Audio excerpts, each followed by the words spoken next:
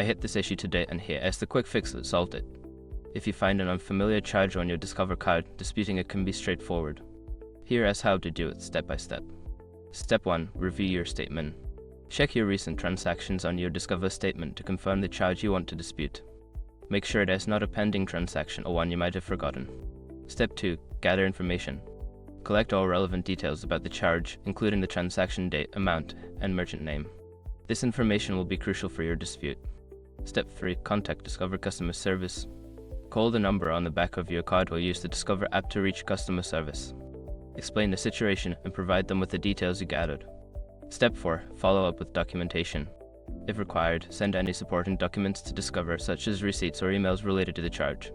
Keep copies for your records. Step 5. Monitor your dispute status.